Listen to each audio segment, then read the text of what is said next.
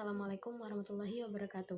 Halo, good morning class. How are you today? Bagaimana kabarnya hari ini? Semoga kita semua tetap dalam keadaan sehat dan jangan lupa tetap mematuhi protokol kesehatan ya. Oke, kembali lagi bersama saya. Sebelum kita mulai materi pada hari ini, marilah kita membaca basmalah bersama-sama. Bismillahirrahmanirrahim. Oke, baik anak-anak. Di pertemuan sebelumnya kita sudah belajar tentang degree of compression. Oke, nah untuk hari ini kita akan belajar tentang simple past tense. Nah, kalian bisa membuka LKS halaman 26. Di LKS halaman 26 ini sudah ada materi tentang simple past tense. Nah, simple past tense ini sebelum kita membahas lebih lanjut tentang simple past tense, kita harus mengetahui dulu apa sih itu simple past tense. Simple past tense adalah keterangan atau kalimat yang sudah atau kegiatan yang sudah kita lakukan.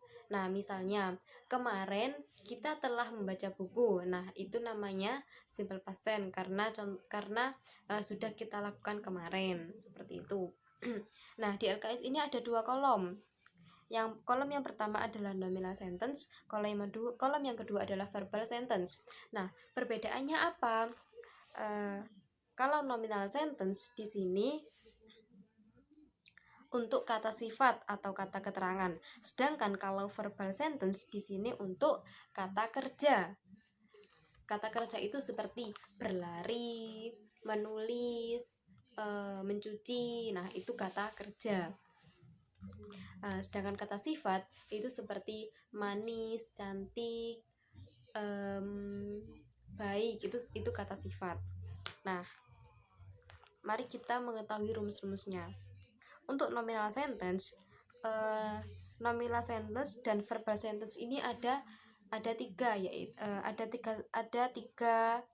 ada tiga sentence, yaitu affirmative sentence, negative sentence, dan juga interrogative sentence. Nah, affirmative sentence ini bisa disebut dengan positive sentence, yaitu kalimat positif. Nah, kita lihat di kolom nominal sentence. Nominal sentence di sini rumusnya adalah subject plus was or were plus adjective or adverb or noun plus bla bla bla. Nah, bla bla bla bla bla ini adalah keterangan-keterangan yang lainnya. Misalnya, di sini kita bisa lihat contohnya. Mr. Mustafa was sick yesterday. Mr. Mustafa itu subjek, was itu rumus dari nominal sentence. Sick itu adalah kata itu adalah adjektif. Yesterday ini keterangan waktu. Nah, yesterday ini dinamakan simple past tense karena sudah terjadi kemarin atau sudah terjadi sebelumnya, seperti itu. Nah, untuk negative sentence hanya menambahkan not setelah was atau were.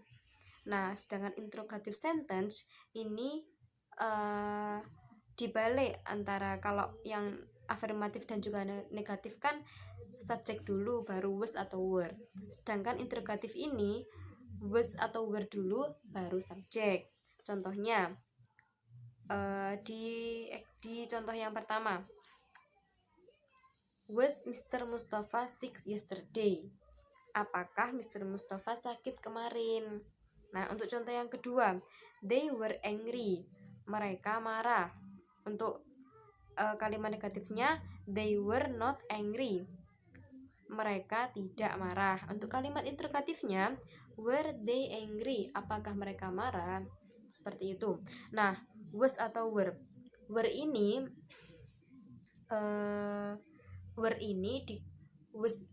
was ini digunakan untuk subjek she, he, it. Sedangkan untuk were digunakan untuk subjek I, you, we, they. Nah, seperti itu. Jadi kalau nama orang ini bisa menggunakan was. Nah, untuk kalimat yang depannya I, you, we atau they itu menggunakan were. Seperti itu.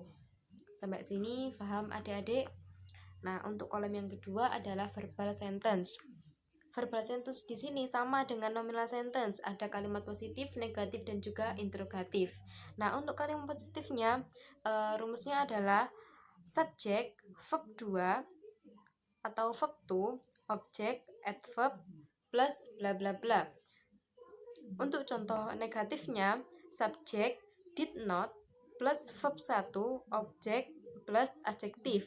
Nah, untuk kalimat interrogatifnya, did plus subjek plus verb 1 plus objek plus adverb. Nah, dalam kata kerja itu ada verb 1, verb 2, dan verb 3. Misalnya seperti kata kerja verb 1 yaitu go, pergi. Nah, go ini memiliki verb 2 yaitu went. Nah, sedangkan untuk verb 3-nya adalah gone. Nah, sedangkan di verbal sentence pada kalimat simple past tense itu menggunakan verb 2 untuk kalimat positifnya. Nah, untuk kalimat negatifnya itu menggunakan verb 1 tetapi penambahan did not setelah subjek. Nah, untuk kalimat tanya atau interrogative sentence itu tetap menggunakan verb 1 tetapi setelah sebelum subjek itu penambahan did. Contohnya seperti ini. Mr. Hani went to Ujung Negoro beach last week. Mr. Hani pergi ke pantai Ujung Negoro minggu yang lalu. Nah, Miss Hani ini sebagai subjek. Went ini sebagai verb 2. Went ini artinya pergi. Nah, verb 1 dari pergi adalah go, sedangkan verb 2 dari go adalah went. Ujung Negoro beach itu adalah adverb atau keterangan tempat atau keterangan waktu, bisa juga keterangan waktu. Nah, last week ini adalah setelah adverb atau simple past tense-nya. Untuk kalimat interrogatifnya, Miss Hani did not atau didn't go to Ujung Negoro beach last week. Nah, ini go adalah verb 1 dari when adalah verb 2 dari go, maaf. Nah, untuk kalimat tanya hanya menambahkan did di awal kalimat, yaitu did Miss Hani go to Ujung Negoro beach last week? Apakah Miss Hani pergi ke pantai Ujung Negoro minggu yang lalu? Seperti itu. Nah, untuk kalimat yang kedua, they studied English last night. Mereka belajar bahasa Inggris tadi malam. They sebagai subjek, studied sebagai verb 2 dari study, English sebagai adverb, last night sebagai keterangan atau simple past tense. Untuk kalimat negatifnya, they did not. Penambahan kalimat negatif ditambahi did not atau didn't setelah subjek. They did not study verb 1 dari studied. Nah, studied verb 2 dari study. Seperti itu. English last night. Nah, untuk kalimat tanya hanya menambahkan did di awal kalimat. Seperti itu. Sampai sini paham adik-adik? Jadi perbedaannya adalah jika penggunaannya sama-sama untuk menerangkan kegiatan atau apa yang sudah dilakukan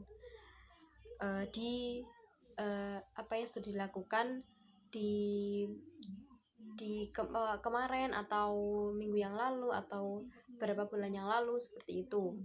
Nah, perbedaannya jika nominal sentence itu untuk kata sifat, kata benda atau kata keterangan. Nah, dan memakai was atau were. Dan untuk negative sentence itu hanya menambahkan not jika jika memakai nominal sentence. Sedangkan verbal sentence ini untuk kata kerja. Sedangkan di kalimat negatifnya itu penambahan did not seperti itu. Jadi kalau bisa kalian harus mengingat-ingat rumus yang ada di sini.